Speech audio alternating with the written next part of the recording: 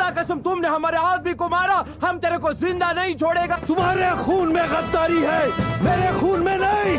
अरे शेर का बच्चा हूँ। नुसतं देशभक्तीने भारावून न जाता हातात तिरंगा घेऊन वीरगतीला प्राप्त झालेले असे लाखो जवान आहेत आपले। असे खूप सारे आता हिंदी चित्रपट आहेत दाखवणारे की आपले वीर जवान शहीद झालेले किंवा वीर जवानांनी आपलं धाडस करून कसं ते लढाई जिंकलेली, हे सगळं दाखवणारे हिंदी चित्रपट खूप आहेत, बॉर्डर पासून सगळे आहेत। पण तुम्हाला मराठीमधला एक चित्रपट माहिती का?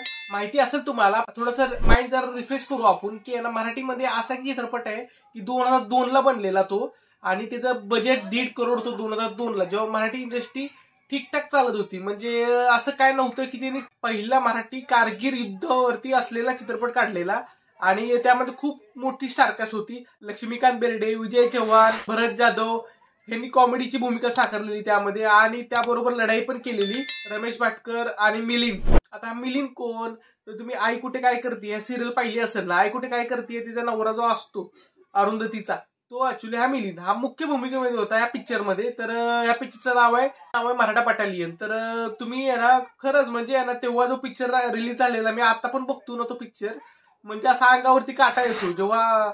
आता मी तुम्हाला जास्त काय सांगत नाही, लक्ष्याची ऍक्टिंग तर ऑब्व्हियसली चांगलीच होती, आणि त्यामध्ये त्यांनी कॅरेक्टरमध्ये खूप जास्त घुसलेलं। जेव्हा कॉमेडी टाइम होता तेव्हा कॉमेडी केलेली विजय चव्हाण, लक्ष्मीकांत बेर्डे आणि भरत जाधव यांनी, आणि त्यानंतर जे काय लढाईचे सीन होते त्यांनी ते पण खूप चांगले वटवलेले। डोळ्यात पाणी येतं जेव्हा आपण पिक्चर बघतो तो।